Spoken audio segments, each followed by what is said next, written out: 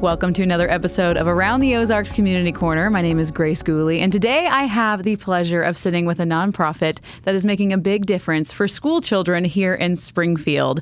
Their name is Sense of Pride, and with Sense of Pride today, I have Kelly Baldwin joining me. Hi, Grace. To just tell me all about what you guys are and what you guys do. So thank you again for joining me. Thank you for having me.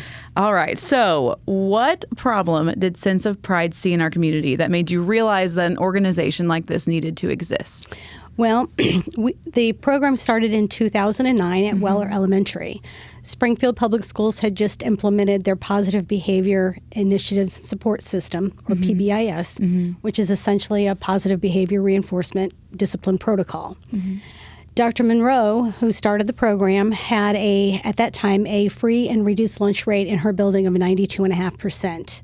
And she knew from personal experience that children who grew up in poverty are sometimes ill-equipped to handle learning. Yeah. They come to school sometimes hungry, cold in the winter if they don't have proper coats, things like that. So she started a school store and had the students, when they made positive choices, earn Pride Bucks, and then they could come to the school store and shop. And she had various need items in the store, such as clothes and shoes, hygiene, and some snack items. And then she also had a few wish list items. Wasn't too much longer after that, and some other moms got involved from Disney Elementary, and they got some funding from the Musgrave Foundation. And today we have 16 elementary schools in Springfield that we provide support for. That is amazing. I really love the idea of that. So how do these stores work? So if students have a Pride store at their school, they earn Pride Bucks for making good choices, good behavior and attendance primarily, although some schools do a little flexing around with what their needs are at the time. But we recommend up to $2 a day, one for good behavior and one for attendance. And then once a month, volunteers put on the store at the school. So the kids just come down by class and spend their bucks. And they can purchase anything in the store that's there. We have the data that we have shows that 63% of the items that are purchased by students are what we consider need items, food, clothing, shoes, things like that. When they do purchase a wish list item, which is household, toys, games, things like that, they often will tell you that it's for their mom or their brother's birthday, or, a lot of times they're even giving that wish list item away. So it's kind of interesting. I'm sure you have many amazing stories about that. So do you have a story? Too many to tell. If you could pick one, what story would you want to share? If I had to pick one, I would tell you about a microwave that I sold to a 9-year-old girl. Oh. I actually ran the second store at Bowerman for 5 years, and it was the first store day. The principal, Joe, he came down and he had a microwave that somebody had donated to the building, and he said, "Can you put this in the store?" And I was like, sure. Why not? Because everybody had told me, just whatever, just put it in and you'll be surprised at what the kids buy. Well, I set it down. He said it works. He told me it works. I plugged it in. He said, "We just don't need one. We've got 3 for the teachers." Okay. He put it on the floor, and I forgot all about it. And then that afternoon, a little girl came in, and she asked me how much the microwave was, and I told her. She said, "I'll take it." So she put everything she had in her hands back, and she took the microwave. The next time I was in the building, the principal came down. He said, "You are not going to believe this. That little girl you sold the microwave to?" I said, "Yes." He said, "I took it outside. Grandma picked her up. Grandma was raising her and her 2 sisters.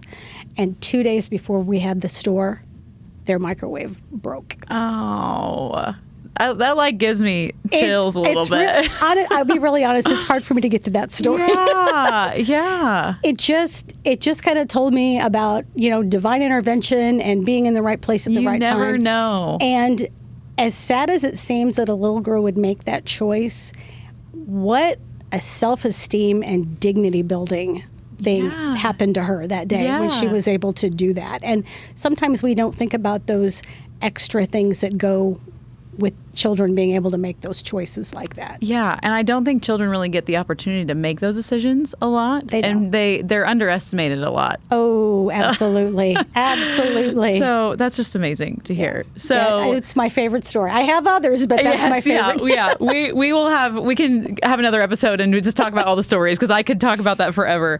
But you do have a big fundraiser coming up called the Bourbon Street Bash. So just walk me through the basics of that fundraiser. So this is is an inaugural year for that. Okay. We've shifted gears from our trivia night, and we are doing this Mardi Gras themed fun event on March 7th at the Old Glass Place downtown. Okay. We will have live jazz band. We will have tarot and palm readers there, a bourbon pull, just lots of fun things. I've got a teacher from Weller Elementary who is going to speak for us, and he attended Weller when the store started. Wow. Yeah. So he will speak to it from being a student and then also being a teacher at the building. That's amazing. So I'm excited. I'm very excited about that. And I think it's just going to be a really fun night. We've got 4 really great live auction items that we're going to have and a big silent auction. So I think it's just going to be a really fun night. And I want to raise awareness for what we do. I think we're one of the best kept nonprofit secrets in the city. I think so too. When I heard about you, I had no idea because my kids we don't live in Springfield, so I didn't know about it through that. But also, what an amazing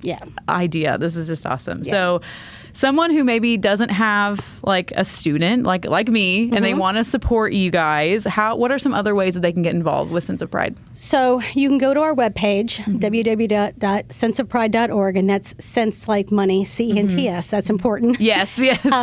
And there's all kinds of information there. There's a contact page. There's also on the events page a place where you can purchase tickets and find more information out about the event itself. All right. Well, everyone, mark your calendars for March 7th for the Bourbon Street Bash. And if you want any more information, the website is senseofpride.org. Again, that's with a C-E-N-T-S, senseofpride.org. Kelly, thank you for joining me. Thank you.